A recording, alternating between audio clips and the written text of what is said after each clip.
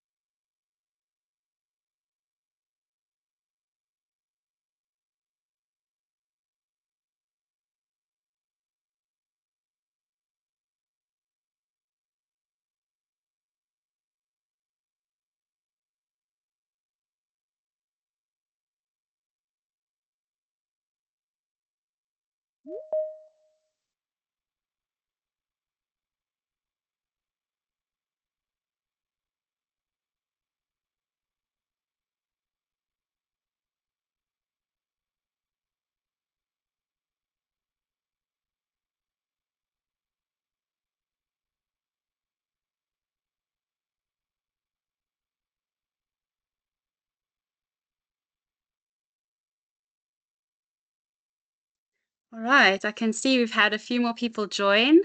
For those of you who have just joined recently, I just mentioned we were waiting just a couple of minutes to give a few others a chance to join. Yeah, but I think let's get started and they can join as we go. Yeah, so welcome and good evening to everyone here tonight to the Career Pathing webinar. My name is Rosalind Kohlrenken. I'm the Public Sector Chair. And there are a couple of housekeeping things I would want to go through, and then I'll introduce you to my fellow presenters in a minute. Yeah, so thank you for joining us tonight. Please stay up until the end, as there's a lot of valuable information that we're going to be sharing tonight, and there will be a surprise lucky draw as well.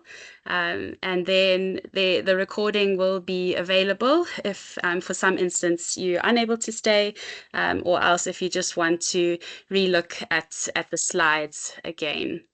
And you'll find that on the EduSAS profile. Just a couple of housekeeping. Unfortunately, our chat doesn't work. So if there are any questions, we just encourage you to just raise your hand and to save them for the end of each presenter's presentation. We thought just to address a few questions after each presentation might make it a little bit easier, as the information will be more current and relevant to that presenter. Then please ensure that you keep your cameras off and keep yourself unmuted. And you can unmute obviously when you are asking a question. For the presenters, you're welcome to put your camera on while you're talking if your connectivity allows. I know sometimes we do struggle with network issues, so no problem if you're unable to. And then one other thing. Oh yeah, no, so that was just basically it. Feel free to ask the questions at the end of the presentations, and we look forward to spending the evening with all of you tonight.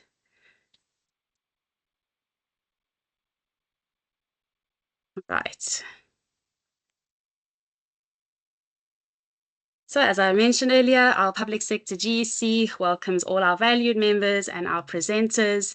We extend a warm welcome to Dr. Natalie Benjamin Damons, who is our SASP President, Mrs. Esther Fenter, who's our Junior Professional Officer, Mrs. Peto Modengwana, who's our Private Sector Deputy Chair, Mrs. Pumezo Nzamo, our Public Sector Treasurer, and Prof. Kolia Brandt, who's our PDP Chair. And that stands for Professional Development Portfolio.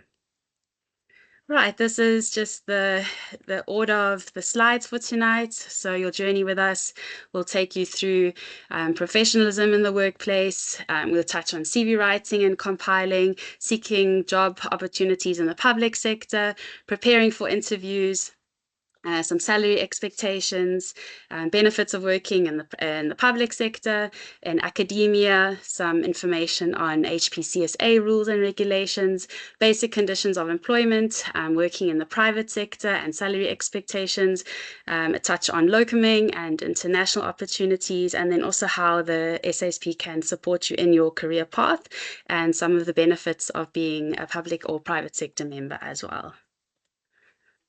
Okay, I'd like to hand over to Mrs. Esther Fenter. Thanks, Roz. Good evening, everybody. I just want to confirm, can everybody hear me clearly? Yes. Okay, yes, you can. Fantastic. Thank you. So I'm going to do a presentation or just a short introduction on being professional at work and how that looks like in a practical sense. Marion, if we can, or I'm not sure who's running the slides. Can we have the next slide, please? Thank you. So let's start with what is our first impressions when we get to work, but as this has a significant impact on our professional image. So if we're looking at the dress code, a lot of facilities have their own specific requirements regarding the type of clothing that is allowed, and you must make sure that you follow those requirements. And this can include the type of pants and shirts that you wear. Are you allowed to wear jeans or not? Do they prefer scrubs, and what type of shoes are allowed to wear in the facilities? We're looking at hygiene and grooming, where it is advised to keep your hair neat and secured. And for infection control, to keep your nails short and clean, and preferably no long or acrylic nails. And I think we all can agree that if you need to massage somebody with long nails, it's really a challenge and could be quite painful for the patient as well. In regards of respect in the workplace, communication must be, we need to consider being fair and considerate, dealing with other people with courtesy. So communicating politely and keeping an open mind to others' feelings and viewpoints is important. Respect your colleagues' opinions and contributions. It is important to build trust through consistent demonstration of your competence. So it speaks to your reliability at work. And with a request for high quality of work, it's important to focus on doing your best, offering quality treatment irrespective of the available resources. And that is definitely applicable in all scenarios. We won't necessarily have access to the best equipment and most advanced plasters, strapping or needles or things, but we are still required to offer the best quality of treatment that we can to our patients. Be open to constructive feedback. It is a part of growing professionally, and you need to be able to receive constructive feedback from your work. Focus on actively listening without getting defensive, and thank the person for their input. Next slide. Okay, next I want to touch on effective time management. Arriving on time, meeting deadlines, and being prompt and prepared for meetings is a key point in effective time management. When you're dependable, people know that they can rely on you, you are trustworthy and accountable for the work that you do. It's important to set clear goals for yourself, for your treatment plans, plan your schedule and prioritize your tasks. And it's always a good attribute to have a clean and neat workspace. It makes it easier to focus. This will apply to your desk area where you're doing your administration, for instance, but also in the areas where you treat your patients. It does speak a lot to the respect that you also show your patients in those areas. In terms of integrity and accountability, if we're looking at ethical conduct, the HPCSA has very specific ethical rules and guidelines that gives us precise directives to ensure that we practice our profession ethically and with confidence. When you are responsible in your accountability, it means to be truthful. Take accountability for mistakes and take steps to resolve the consequences. In terms of attitude, it's always good to have a positive attitude when you are at work. It may boost productivity, improve the teamwork and job satisfaction. It is also great for motivating colleagues and inspire innovation and creative problem solving. Be there with enthusiasm and vitality, as it not only boosts your attitude, but also affects the people around you. Personal matters may lead to stress and getting distracted. While it is okay to have light conversations, try to focus on work-related goals and positive self-talk. I do want to be clear, however, if there are any personal or professional matters that seem to stay unresolved or are escalating to a point where you are feeling completely overwhelmed, please do not hesitate to reach out for assistance and mental health care. Some strategies to handle work stress could include cultivating healthy habits like regular exercise, good diet, setting boundaries, and building a good support system by talking to your supervisor, colleagues, family, and friends. Next slide. Okay, communication is an absolute key aspect of our work in every part of what we do in the work environment. So we're going to look at the different forms of communication, where written would be attributed documenting things, and this would include doing emails, messages, and reports. Verbal Communication alludes to conversations that you're having, so meetings, phone calls, and patient assessments. And then a very important one that is very difficult, especially in terms of digital conversation and communication, is non-verbal communication that gives us context to the conversation that we are having. So this will include body language and facial expressions. It is important to remember that all these things need to be done professionally and respectfully. Regardless of if you are speaking with the head of the facility, the CEO of the hospital, the supervisor who's working alongside you, or the patient who's waiting for you to be treated next. Channels of communication, in addition to what we've discussed above regarding the written, verbal, and non-verbal communication, can include things like visual presentations, digital platforms like social media and other communication, and physical materials, if, for example, the information leaflets that we would hand out to our patients. In all of these, we need to be courteous of on how we communicate and making sure that the information that we share is being understood clearly by the person that we are conversing with. Another aspect that I want to highlight is emotional control. It's important to being mindful of your own non-verbal cues, staying calm in stressful situations, and to practice empathy. There are situations where patients might be dealing with a lot of stress and uncertainty and anxiety about the situation where they're in. And this could lead to a situation where they are feeling emotionally challenged in the setting that you are treating that patient. And this could even be true with conversations or communication with colleagues. Be mindful of the fact that they might be dealing with a situation that they are struggling to verbalize or even structure in their own mind. So being empathetic to these situations will also help with your emotional control. If you are conscientious, it speaks to asserting your views in a respectful manner and practicing active listening when others are communicating. This will also include being considerate of the language you are using when there are others who may not understand what you are saying.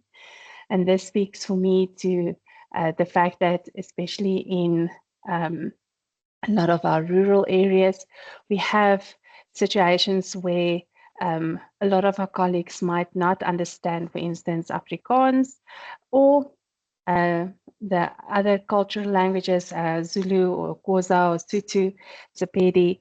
So it's preferred to speak in a language if there's only one person that doesn't understand the conversation or the language being spoken. It's important to then speak in English so that everybody can participate in the discussion. If we're looking at professional language, while using the use of slang might be a tool to build rapport with others in an informal setting, it is important to avoid informal situations where you need to maintain professionalism and clarity, especially in your written communications.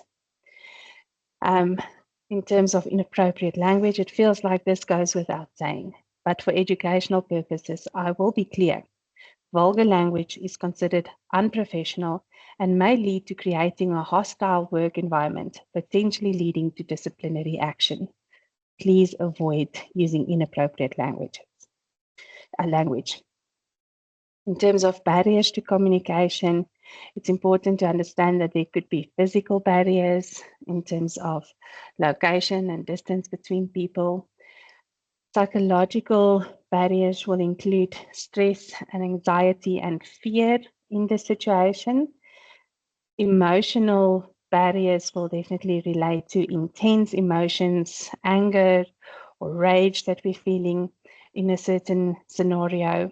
And Language, speaking different languages, and cultural barriers like the beliefs and values that we might not necessarily share with the other person in our conversation. Be mindful of your own prejudices and biases as you are communicating with other people as well. Last slide from my side. Thank you. Some soft skills that you could work on within your professional environment include active listening, where you focus completely on the speaker with the intention to understand and empathize with their message. Teamwork is a combination of most of the points that we've already discussed here. Critical reasoning and problem solving is important to help make decisions and develop strategies to improve outcomes. This is applicable to your patient's treatment as well as your work experience with your colleagues. It is important to value the diverse perspectives that our colleagues and patients bring. It's an opportunity to bring together varied experiences and insight to different situations. Be innovative. It requires creativity, adaptability, and problem solving to generate new ideas and solutions to the problems that we might face.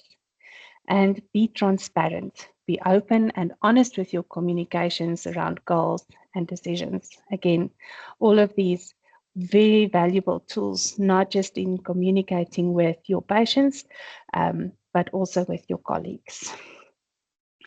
Thank you so much. Thank you so much, Esther, for that. I'd just like to give an opportunity for if there are any questions. Yeah, you're welcome to raise your hand. I'm unfortunately sharing the screen, so I can't see who's raising their hand, but Marion is able to. So she will, yeah, perhaps just unmute and just let us know if there is anyone. If you don't have a question now, that's also completely fine if you would like to save it to the end. Not seeing any questions from No my one. side or any hands. Yeah. All right. Thank you. Okay, then we'll move on to my couple of slides. And also, I've just received a message from Pumeza, our next presenter, and she's having major technical problems with her laptop, so she's unable to join us. So I will just carry on and do her slides as well. So before we get started, just to have a little brain break, we just like to pose, you'll see a few of these questions throughout the presentation. We just want to give you some food for thought. You just answer it on your own, write it down, jot it on a piece of paper, just think about it. It's just prompting a little bit of future planning, I suppose. So this one is one short-term goal for your physiotherapy career. So say in the next 1 or 2 years, whether you're just starting out in your careers, if you ComServe, and going into either private practice next year or public sector practice. If you're not sure yet, I know interviews are still happening, or if you're someone that's a seasoned physio, just think as well, what are your short-term goals for your physio career within the next year or two? Do you foresee yourself still staying where you are, or do you have any plans for a different career path? Just something to ponder. All right, then onto my slides. So I have a slide on writing and compiling your CV. So just a little definition, or what is the difference between a resume versus CV? I'm sure if you're doing a bit of research now, or some of you have already submitted your CVs or resumes to potential employers. You will know this. But a resume is basically a one page. It's very concise. It showcases your competence, so your work history, your accomplishments, and it's used practically for any job. And then on the other side, a CV is more detailed. It can be several pages long. It showcases your credentials, so your certifications, your research, and your affiliations. And it's used for academic, scientific, and medical jobs. There's lots of tips and many resources that you can find on the internet. So you can search for those. There's even templates on the style of CV, but it's always best to keep it concise but informative, and just build your CV as you go. Have it there, and you can always edit it as new information or new courses that you've attended, and or if you want to condense it for a certain job application, maybe someone will say we only want a 2-page CV, but your CV could be 10 pages long when you're in a career for a long time. There's a lot to our CVs. So the contents, you usually divide them under personal info, experience, skills, education and training, and then your references at the end. And as I mentioned, it's always just good to update your CV at regular intervals just to keep it current. Then job searching in South Africa. So where do you go to look for jobs? You can go onto the SASP classifieds on the website. You can go onto Facebook pages, various WhatsApp groups. There's always people sharing job opportunities, and physio info on the website as well. And I didn't add it here, but I think the big one these days is your LinkedIn, and your LinkedIn profile. And a lot of people are posting job opportunities there. Then in your government departments, it's your Department of Health, your Department of Education, and Department of Justice and Labor, and all these government institutions have separate websites where you can find all the necessary information that you will need, and where job opportunities are posted as well. As you can see here, just for the public sector, we've just included, this is what you would search basically. On the government pages, each province has their own page as well, and also DPSA. You can look out for block adverts, and also there's an e-recruitment system. Okay, so the application process, this is specifically now for public sector. You will receive an advert. Let me just jump to that quick so you can see what that looks like. So this is your typical advert in the public sector. It has there what post it is, the center, the number, all the details, your remuneration, and then your requirements and your specific knowledge, skills, and your key like areas of key focus areas of the job. And it also has there your experience needed, the contact number, and then the closing date, which is very important to note for the application. Then there's something called a Z83 form. And please remember, this form needs to be fully completed. Don't leave out a section. And this is the example of a Z83 form. And make sure that, all the boxes are ticked and everywhere has something. Even if perhaps something is not applicable, just put it there, because unfortunately, an incomplete form doesn't even get looked at in the shortlisting process. They will put it one side. So it really is a disadvantage if you've just maybe perhaps forgotten to fill in one of the sections. Then you attach your CV and all other relevant documentation. And please note that these need to be certified copies.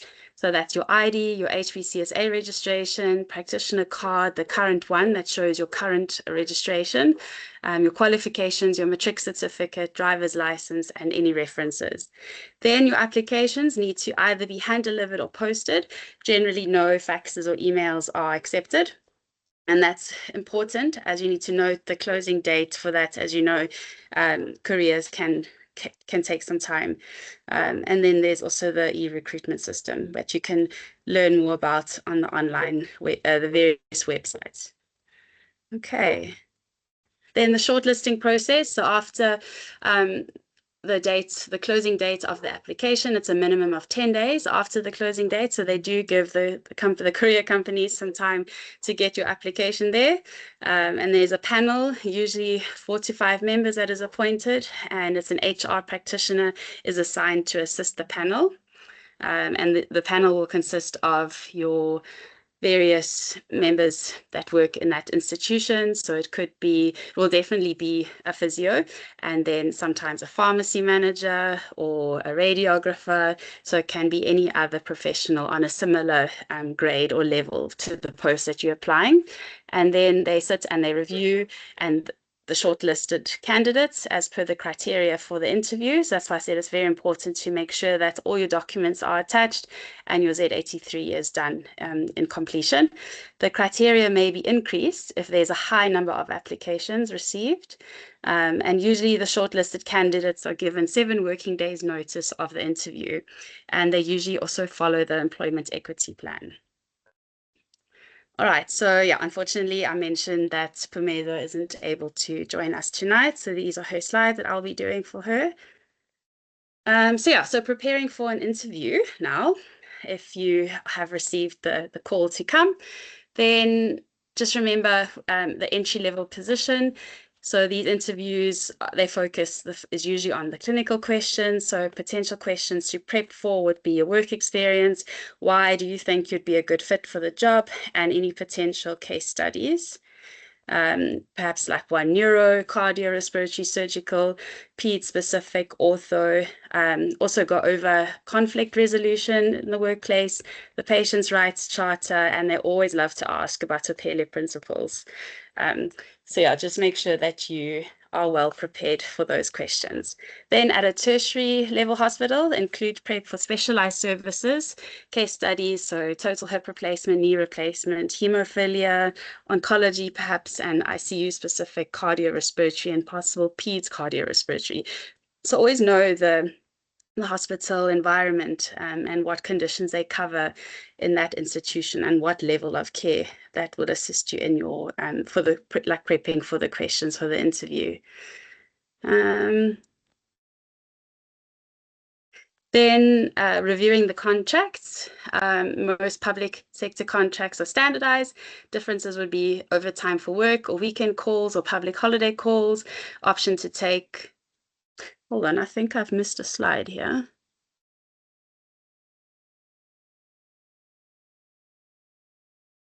No, okay, sorry about that. All right, so just, yeah, make sure that you do review your contract. So in certain institutions that you might be required to work overtime for weekend calls on public holidays, and in other institutions, whether it be a district hospital or a CHC, there won't be any sort of overtime or weekend work. And then there is always an option to take, the option is to take benefits or cash only in ComServe. And if you're going for permanent employment, you'll see that it's a little bit different, as now you have the option to take the benefits. So in ComServe, you're only able to take the cash benefits in terms of the lump sum. And then if you're on a permanent employee position, you'll see that there's benefits of the contribution towards a pension fund, which is your GEPF, your government employees medical scheme, and the housing allowance. And they're different percentages of rural allowance depending on the town or city you are applying to and what that hospital is, what it falls under for that rural allowance. And the main takeaway is that just always start saving early, as you never know what you might need one day or which position you find yourself in. Okay, then some of the public sector benefits, the leave benefits, you have annual, sick, special, family, maternity, or paternity leave. Then, as I mentioned, you have government employees pension fund contribution, government employees medical scheme, which is GEMS contribution.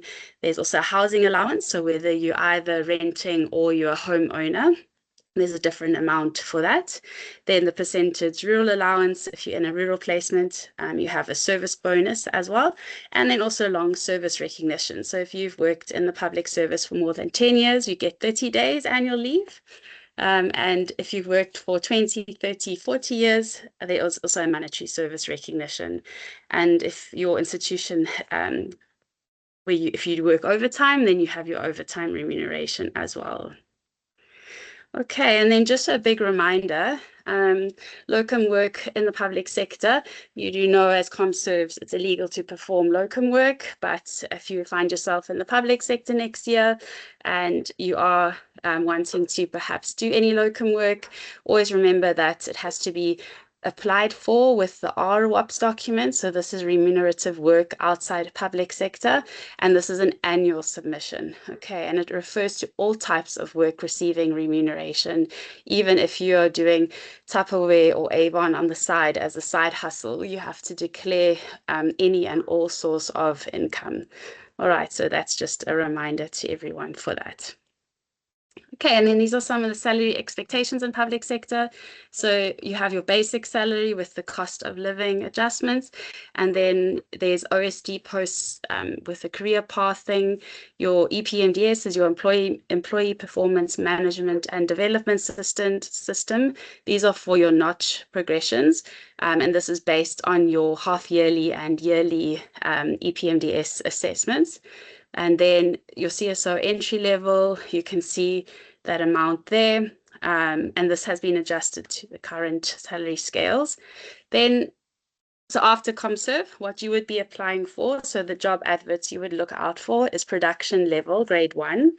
And you'll see there's a range there. So this indicates physios that have been on one grade. There are usually 10 notches per each grade.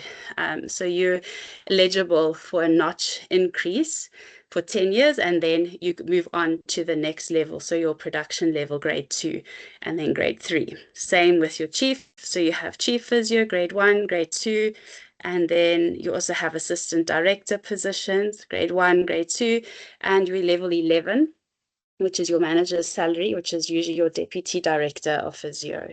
Also different notches within those grades. Okay, and the next question for you to think about before we carry on. Yeah, what would be some of the barriers to develop your career path? What do you think would be a barrier or a challenge or something you're unsure of? That where else you could reach out to someone, perhaps any other problems you might face. Just think about that.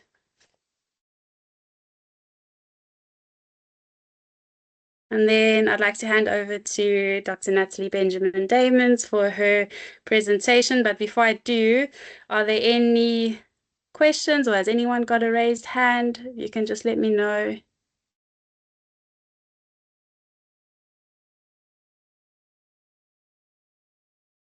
Right. Yes.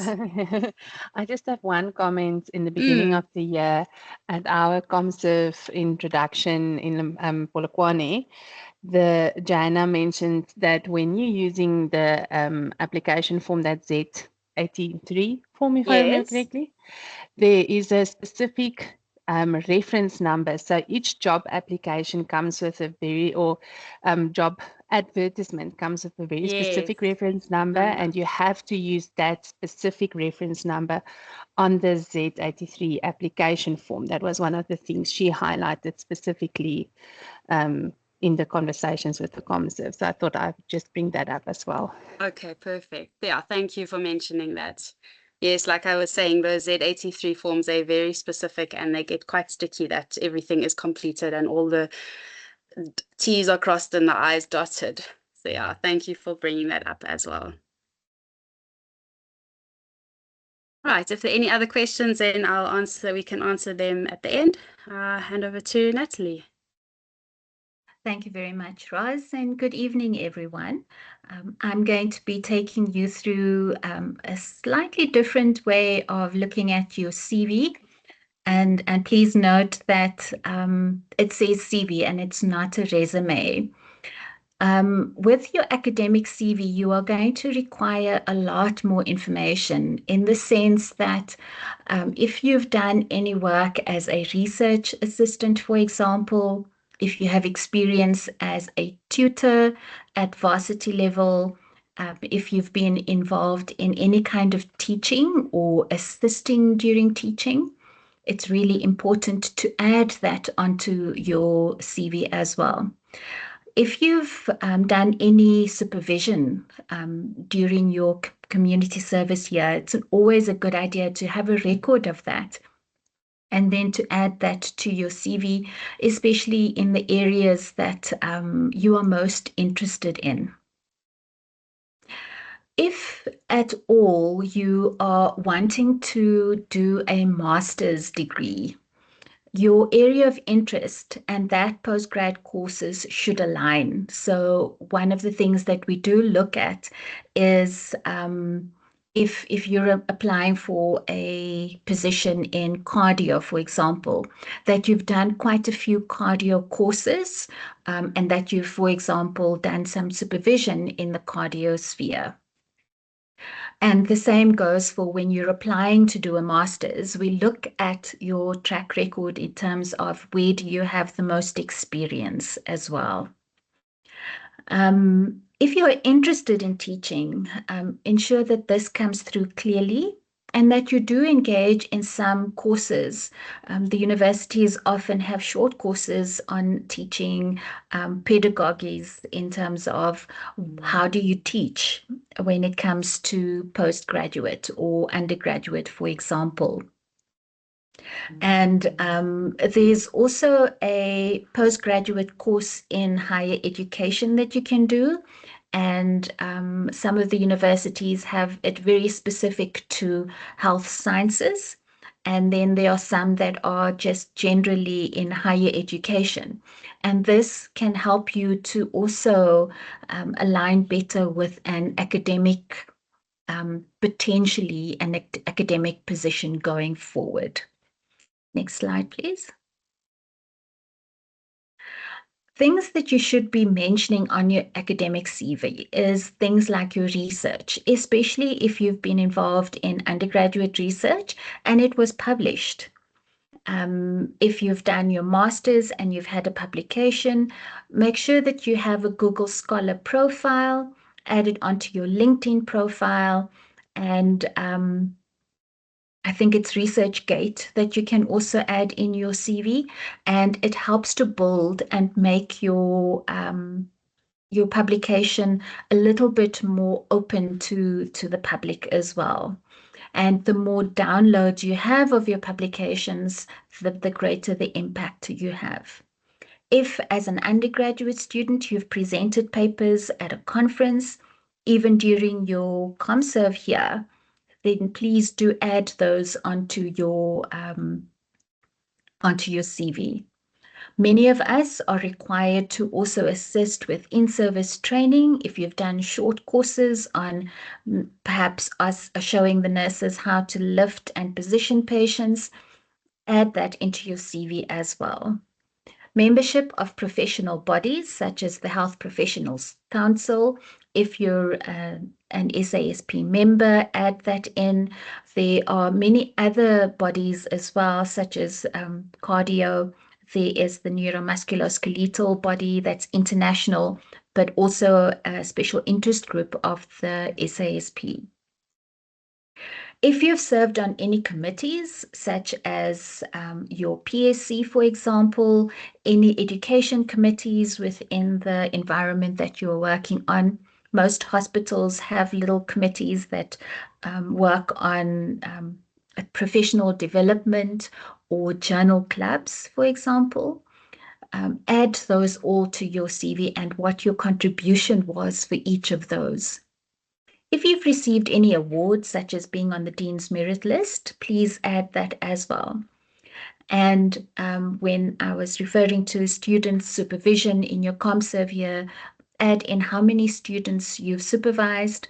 Where possible, ask them to give you some feedback, and you can add that in as almost a reference or a testimonial to what your skills are like as a supervisor as well. Next page, please. Right. Here's just a snapshot of what my CV looks like, where you are listing everything that is important, including your email address. You will see that there is a web page. So if you have your own web page, you're welcome to add in there. Your ORC ID is what is related to your publication. You will have your Google Scholar link there. Your LinkedIn profile you can add on here. If you have Instagram, Facebook, and here I need to highlight that your professionalism, as Esther has referred to earlier on, comes through strongly on your social media platforms. And more often than not, your prospective employers actually do have a look at your social media profiles just to get a feel for who you are and what are the kind of things that you post and how that would impact your professionalism in the workplace as well. Next page, please. Here is a list of all your academic qualifications. You add in, if you are registered to do your master's, add it in there. Degree registered for master's, and say which university and which year you are, whether you are in first year, second year, or whether you are planning to do that. Any short courses as well, add that in. So courses that you are doing, I know that it's not compulsory in your ComServe here, but this is a great way to start building your CV and starting to get a feel for what it is that you are interested in. And it's always helpful to build your skills as you go.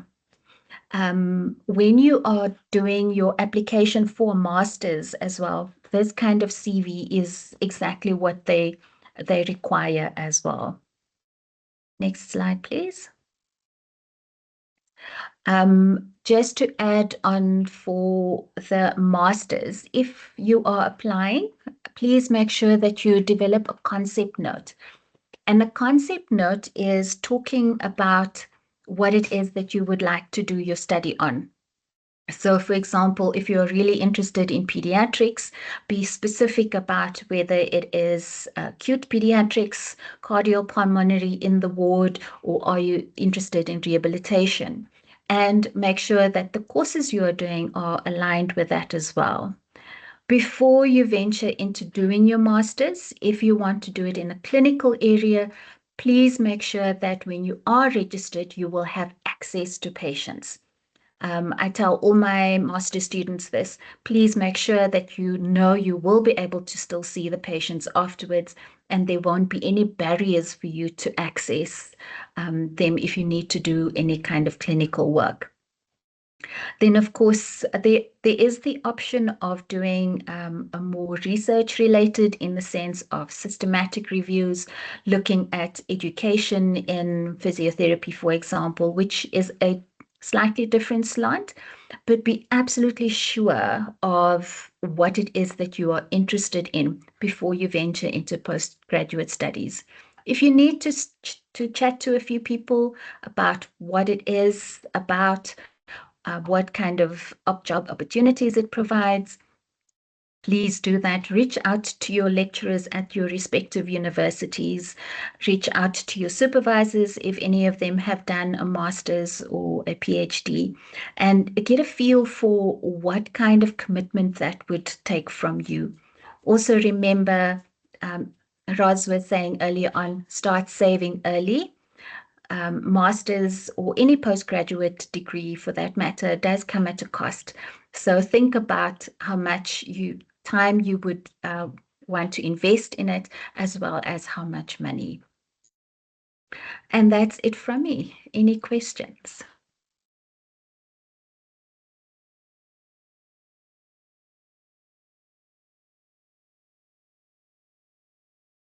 Please don't be afraid to apply for research assistant posts.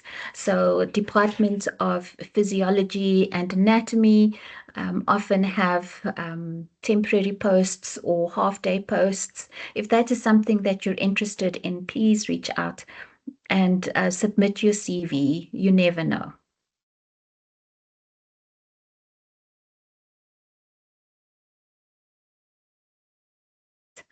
If there are no questions for me, I'll hand back to Esther. Thank you, Natalie. Yeah, so we're going to have just a quick look at some of the HPCSA matters, just to make sure that you have the most recent and up-to-date information that is relevant to your registration with the HPCSA.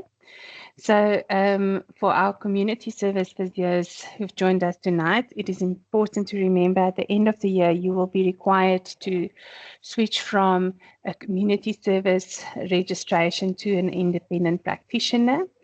First off, on the online platform, please make sure that your personal information on the system is up to date. This includes your address, where you are currently staying, as well as, more importantly, your email address. Make sure it is, thank you, it is updated with your personal email address and that you've replaced your student email there. Most of us don't continue to use the student email addresses as we progress in our careers. Make sure that there's a form that you will receive or that you can download from the HPCSA online platform that the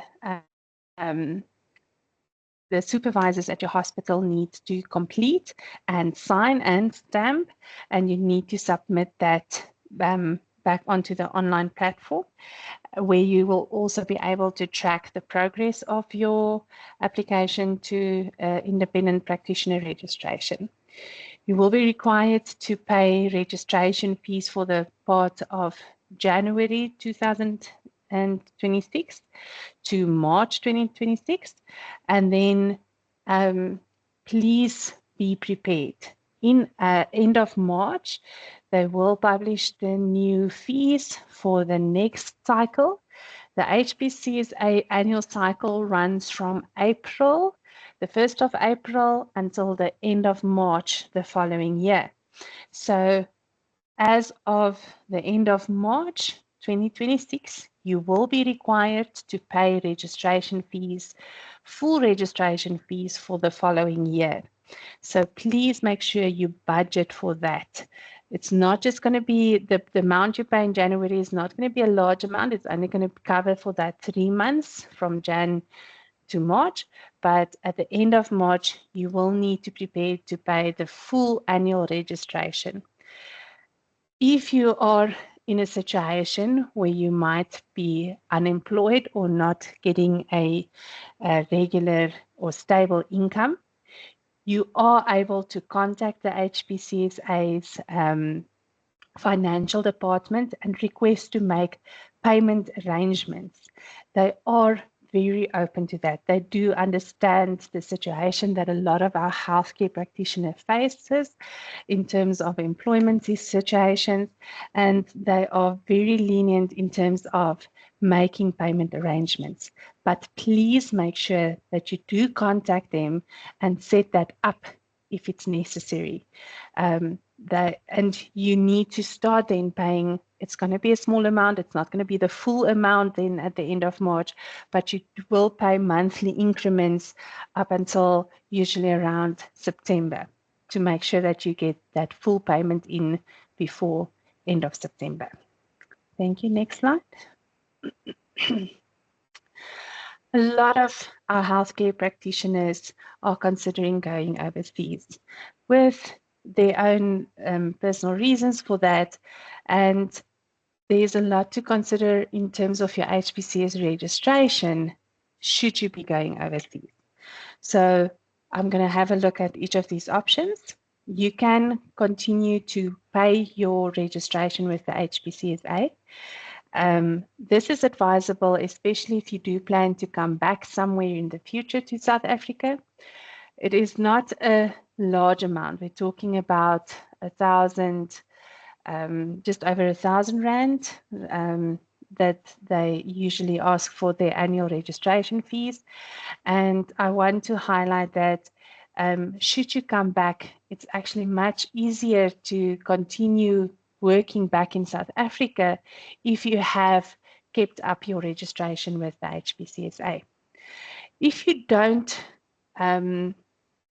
continue your payment, but you do not let them know. So the other option you have is voluntary erasure. And with the voluntary erasure, you let them know, please, I am moving away. Can you please remove my name from the register?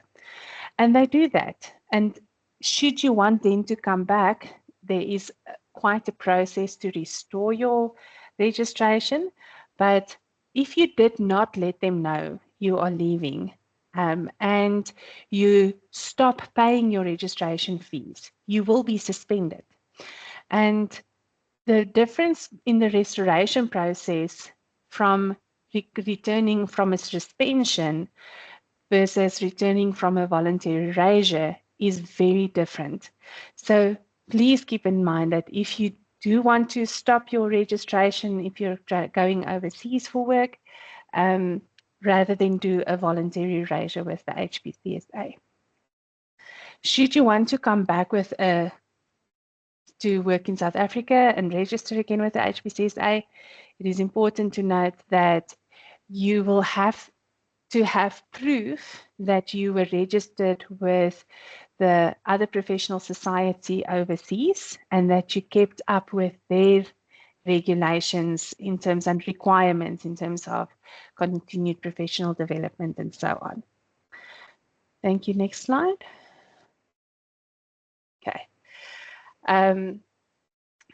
In terms of CPD compliance with HPCSA, you are required in that 12 months once you are registered as an independent practitioner. So from January 2026 until December 2026, you can build up your CPD profile.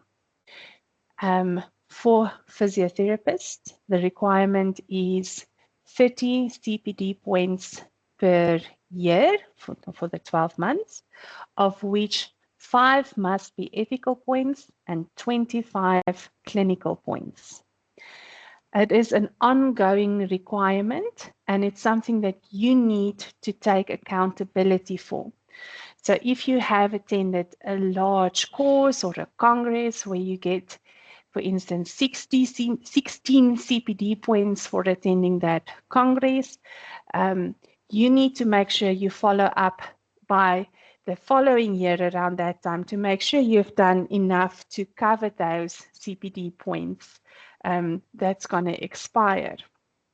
Because if you do not continuously have your 30 CPD points in place, you will be considered non-compliant and could be suspended from your HPCSA registration. Another important requirement for CPD compliance is your basic life support certification that needs to be updated every 2 years. So if you have been suspended or you are requesting restoration from voluntary erasure, that's one of the things that you will need to have in place is proof that your basic life support certification is up to date, along with your CPD requirements of having 30 points for the last 12 months. There are a long list of the different activities that qualify for CPD accreditation that is available on the HPCSA website. Things like ward rounds do not count for CPD accreditation. However, journal clubs are an excellent way to get and build up your CPD points, along with webinars, courses, congresses, and so forth. Thank you. Next slide. We're done. Any questions regarding the HPCSA registrations?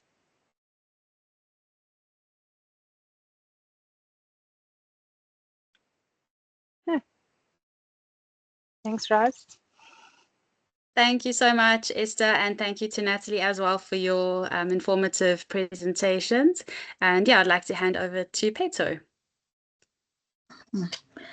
Good evening, everyone. I'm Peto. Can we move to, and I'll be doing the basic conditions of employment. Can we move? Okay, so what do we mean by basic condition of employment? It's a law. So it's an act number 75 of 1997 that sets minimum standards for employment and ensure fair labor practices, which include regulations, working hours, wages, leaves days, and as well as terminations of contract. So you must not work more than 45 hours in any week. That is a basic condition of employment. 9 hours a day if a worker works 5 times a day or less than a week. So if you work 5 times a day, you should not work more than 9 hours. And if you work less than that and more than that, then you should work 8 hours, right?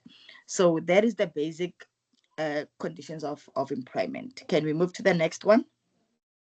Then overtime. So you've got places where, or work environments where you have to work overtime. When you work overtime, it must be paid at 1.5 times of your normal hour pay rate. So what do we mean by that? So your employer must pay you 50% more than your usual working hours or rates. So how do we calculate it? Let's say you work for 100 Rand per hour, and that is your normal rate, right? So when you go for overtime, the law, so remember it's the basic law, right? So the law requires you that the overtime must be paid at 1.5 times. So your normal rate then becomes, your overtime becomes, remember your normal rate is 100 Rand, then you times it by 1.5 according to the law, and that will be 150 per day. So it must increase by 50%, right? So if you work on Sundays, it's Sundays work. If you work sometimes on a Sunday, you must get double pay. If you know your normal work on a Sunday, you must be paid again at 1.5. That is regarded as overtime of the normal wage. There may be an agreement for pay time off instead of overtime. So for public holiday, it's a no work. So you must be paid if you work on a public holiday, right? And you only allowed to work if you've agreed to, but you must be paid for that. Remember, it's a no work day, it's a public holiday. You can either get paid double your normal wage or negotiate time off work. So public holidays, if a public holiday is on a Wednesday, it's a day off. So if you're gonna work for that day, then you're gonna be paid more, right? So annual leave days. What do we mean by annual leave days? According to the basic law, we are required to rest. So you must take time off. But you can take up to 21 continuous days annual leave or by agreement. 1 day for every 17-day work or 1 hour for every 17 working hour worked. So with an annual leave, it is planned. Remember, you can't just come and say, I'm going on leave tomorrow. So you need to sit with your supervisor or your employer and then go to HR and then plan on how you're going to take your annual leave. It is unfair and unethical to just wake up in the morning and say you're not going to work tomorrow and then you'll take your day from your annual leave. So it is planned. So leave must be taken no later than 6 months. After the end of the annual leave cycle, you can only get paid for any leave outstanding when you leave the job, right? So before 6 months, you take leave. If you leave before, then your outstanding leaves, that's when you can take them. Can we move to the next slide, please? Sick leave. So the difference between a sick leave and an annual leave is that an annual leave is planned. With a sick leave, you can't plan a sick, right? So that is where the exception is, or the difference is. You can take up to 6 weeks paid sick leave during 36 cycles. Therefore, you've got 6 weeks paid sick leave in a period of 3 years. So they've turned that 3 years into 36, right? So that is the amount of leave you can take. And during the first 6 months of starting at a company, you can take 1 day paid sick leave for every 26 days you've worked, right? An employer may want a medical certificate before paying you when you are sick for more than 2 days at a time or more than twice in 8 weeks. So if you take a sick leave, sometimes sickness is unplanned. Actually, most of the time is unplanned. So when you get sick, you go to a doctor. You can't get sick and say, oh, I was sick and then I just slept. You have to go to the doctor, get a sick leave, and present that to your employer, right? Can we move to the second slide? Maternity leave. We've got 4 months paid maternity leave in public sector, right? So if you are pregnant, you can take up to 4 continuous months of maternity leave. You can start your maternity leave anytime from 4 weeks before the expected date of birth, or a date a doctor or midwife says it's necessary for your health or that of your unborn child. So if you're pregnant, your 4 months can start 4 weeks before, which is a month. For an example, some people can have complicated pregnancies where they can't work at that time. So they can take them 4 weeks before, and then they're left with 3 months once the baby is born, right? So no employee may work for 6 weeks after the birth of a child unless a medical practitioner or midwife certify that you are fit to do so. Physio is a physical work. If you work in a clinical setting, 6 weeks before you can't go, right? Because we need you to be functional when you get back to work. A pregnant or breastfeeding female worker isn't allowed to perform work that dangerous to her or her child, right? So this is a basic working condition.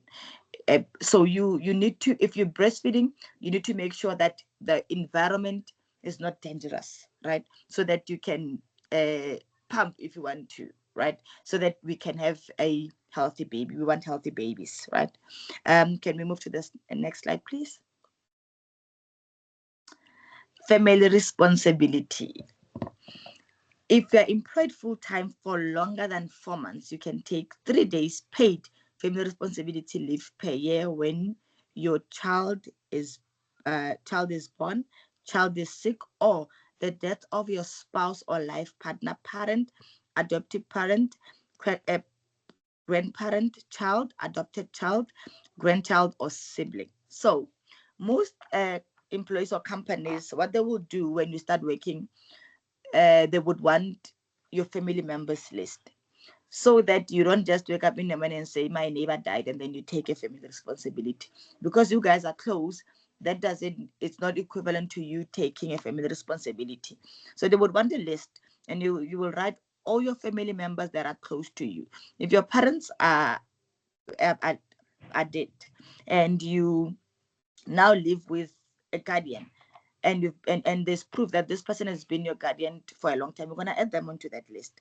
Then when they pass away, then you can take family responsibility. So NB, you can't take family responsibility because someone is close to you. An employee may want reasonable proof of birth, illness, or death for which the leave was taken. So if it was a death of a family member, then you need to produce the death certificate. If your child is sick and you go to the doctor will write a letter to you to show that you accompanied your sick child, and then you produce that to your employee. Every time when you take leave, sick leave, annual leave is planned, sick leave, maternity and family responsibility, you need to produce a certificate to show or give proof that you were not there because of this reason. So you can't just not pitch because your child was sick and you want us to understand, or you want the employer to understand. So you need to produce proof that why you were not there. Can we move to this next one? Termination of employment and notice period. 1 week. What is termination of employment? Let me explain this. So now you work and then you want to resign. They are also a basic condition on how you're going to terminate your contract. So you can't wake up in the morning and say, I'm not coming to work because I don't want to work there anymore. So you need to be professional and ethical as possible.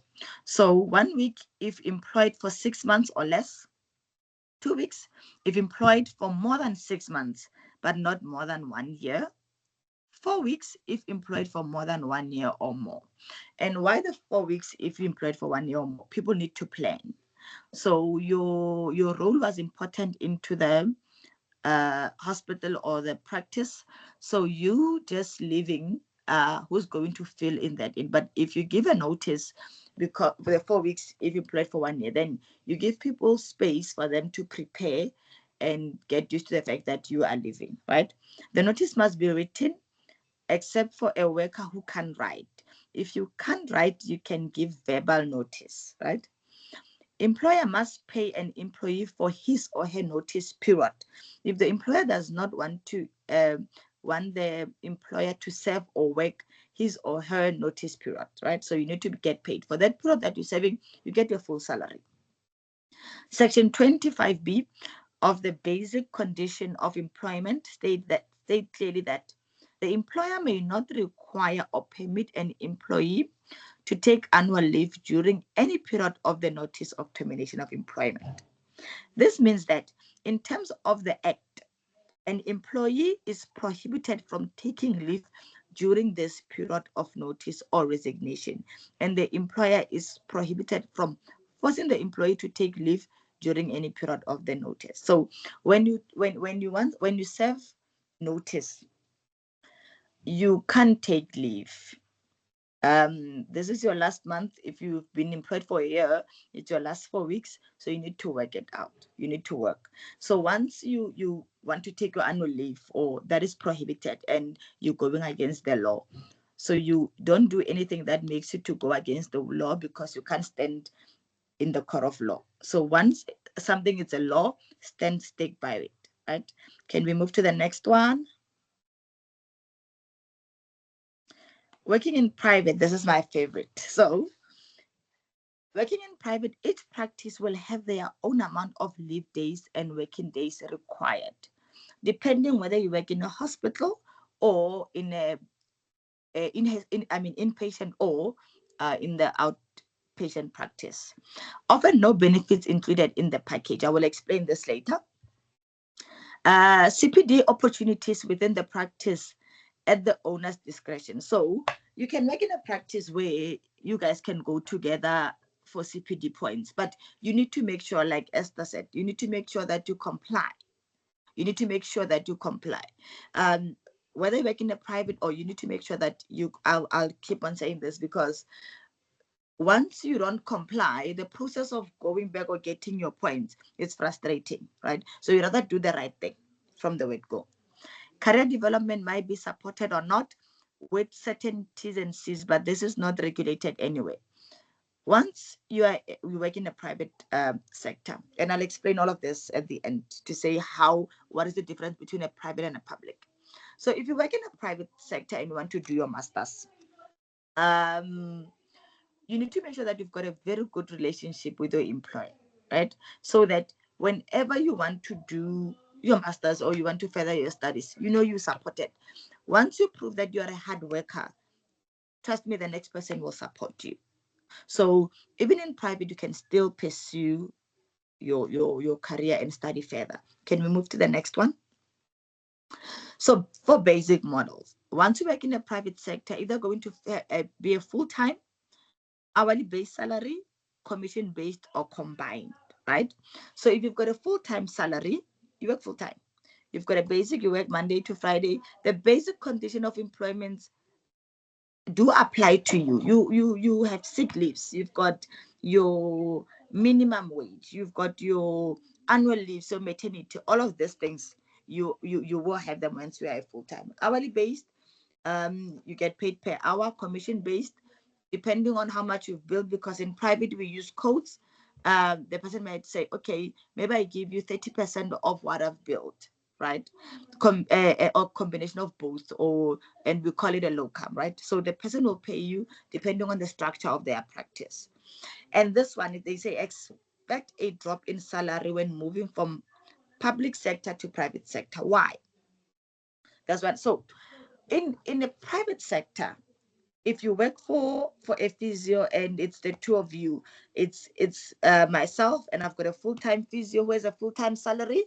Whether we've got how many numbers of patients or not, this person is going to get their salary. And let me say we've got a one locum who works on a commission based or an hourly based, right?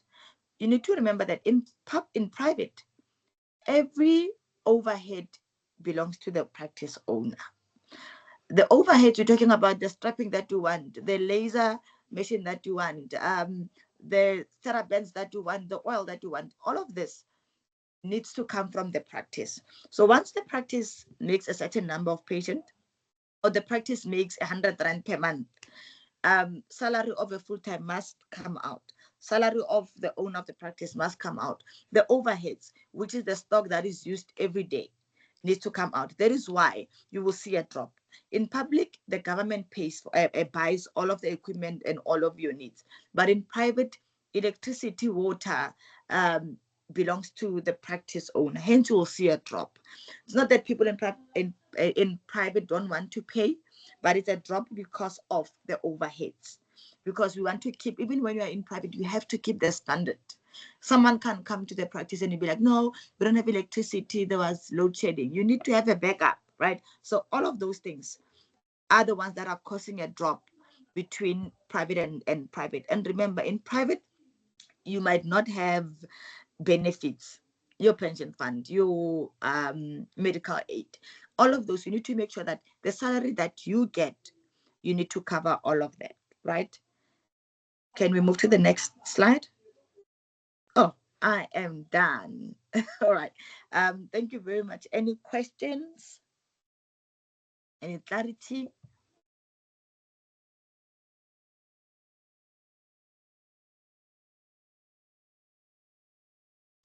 Peto, I don't know if you want to just touch on the international opportunities as well, or else I can.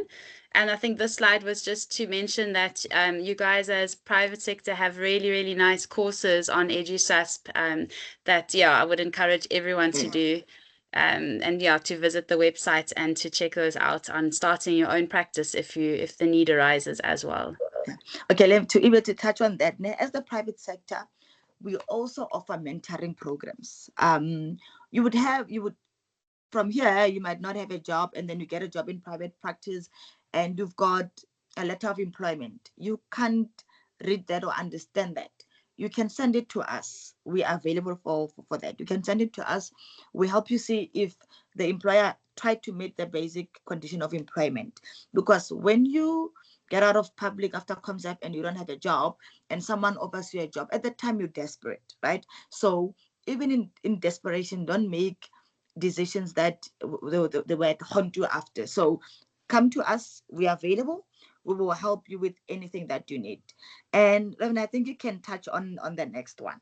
Thank you very much. No problem. Thank you for that informative presentation as well. And I'm sure, let me just go through this quickly and then, yeah, we can maybe take some questions for you and then we'll go on to the next presenter. So just a brief one on international opportunities, like Esther mentioned as well. A lot of people are also considering going overseas. So just bear in mind that each country has their own criteria, their own health professions council or board, previous employment history and confirmation letter from HR you would need to produce, your degree, your certificates. Just remember the syllabus conversions. A master's can be beneficial as well. A lot of practices are looking for that. Job opportunities, check with the agencies, LinkedIn. You'll need to receive your job offer and then to apply for a skilled worker visa. There might also be various tests and exams that you'll need to undertake, which depending on which country you're applying for. And there could also be medical exams and certain vaccinations you would need to get. And then they would also always check your criminal record, and you'd have to have your criminal record clearance certificate and then a certificate of sponsorship. So this is not an exhaustive list. There might be a lot more to this. I am not too familiar in the requirements, but you just make sure that you are checking on the website and working through an agency if needs be, and just finding out all the relevant information with regards to this. Okay, are there any questions for Peto about private sector employment?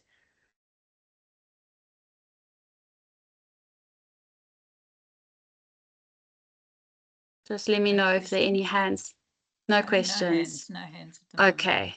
Thank you. All right, then we'll move on to Coralia.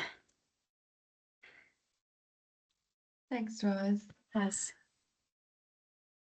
Okay, so I'm going to talk a little bit about the professional development and the portfolio within the SASP. So it's always difficult for me a bit to describe it. So we are looking at everything that has to do with our profession and the improvement of our profession, the quality of it, but as well as, the practitioners, our physiotherapists themselves, and in ways that we can add to the professional development of everybody.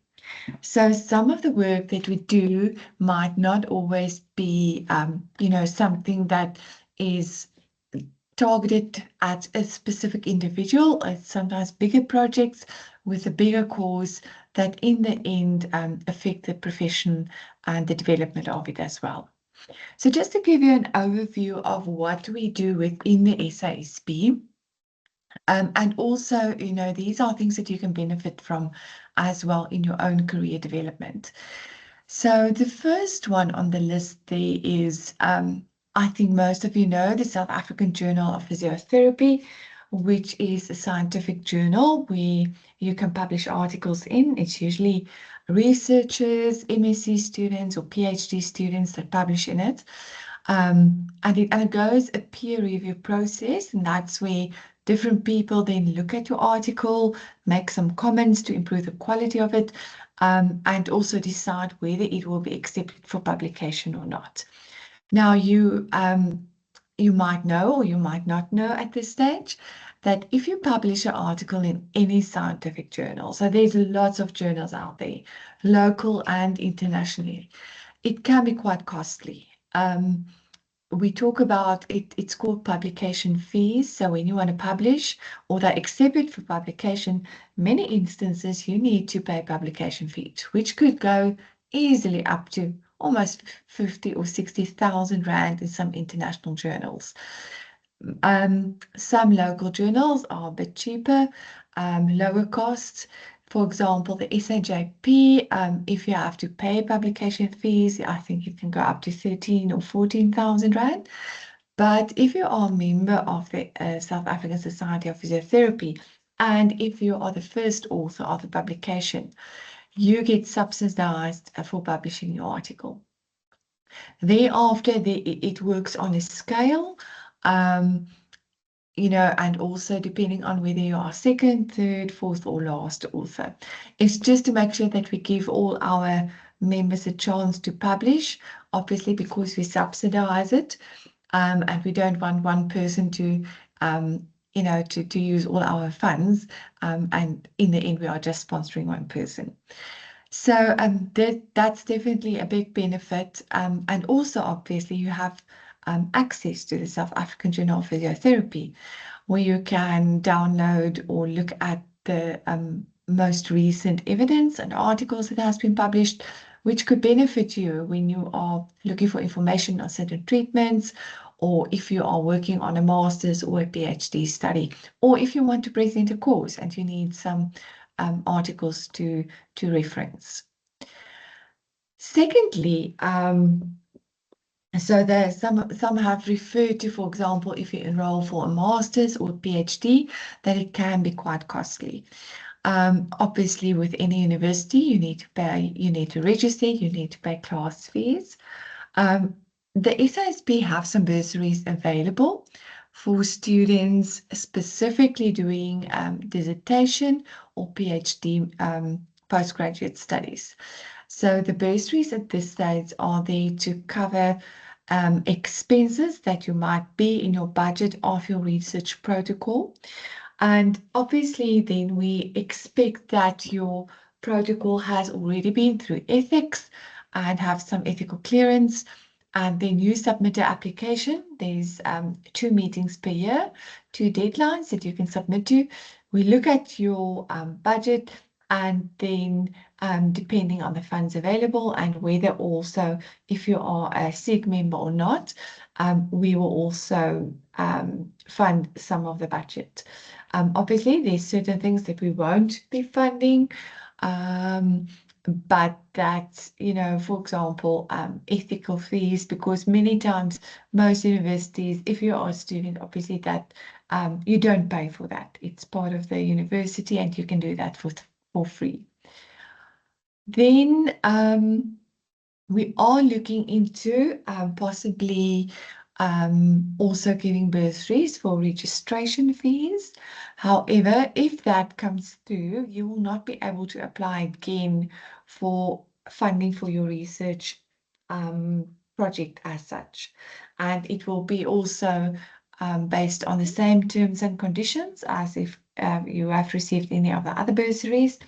So in return, obviously, we don't expect you to pay it back, but maybe just as a kind gesture from your side, we request that you, for example, write an article or that you present your research to the SASP during a webinar, or there's other ways as well that you can, for example, serve on committees as a kind of gesture that you are thankful for what you have received from us. Then the third thing on the list is we work also very closely with the HPCSA because it is our professional board looking at the quality of our courses, what we do as professionals as well, as you have heard a bit earlier as well. So from our side, we look a lot into the educational side of things. For example, the curriculum, the minimum requirements that we need to teach undergrad as well as postgrad. And then currently we are quite actively involved in a project to recognize physiotherapy as either advanced level of practice or specialization, which might have huge benefits for the profession as well and the development of our profession and then the individuals as well. So please be on the lookout. In the near future, we will send out some surveys because we need your input specifically, your concerns, your requests, your thoughts as well, because we need to work all of this into our planning and our proposal that we need to submit to the HPCSA. Fourth is then within the PDP, the professional development portfolio, we have different committees. One of the committees is the National Physiotherapy Educators Forum, which actually consists of representatives from all the different universities in South Africa, where we will talk together on issues that actually affect all physiotherapists, specifically education-wise, undergrad and postgrad. And then we also talk about, for example, community service placements at these meetings, and if there are any issues, because as I said earlier on, these are issues that affect everybody in the profession and all the universities. So if we stand together and make decisions together, we sometimes can have a more impact when we need to do or give certain proposals. Then accreditation of courses through our CPD committee. So you all know by now that there's many courses out there that you can do. You can also present courses if you want to, if you're an expert in the field one day. But to do that, obviously, if you want your CPD points, it means that that course had to be accredited by a CPD committee. There's a couple of these committees in South Africa. Luckily, the SASP is one of them, with a specific committee which will have a look at your, for example, your course or your journal club that you want to present.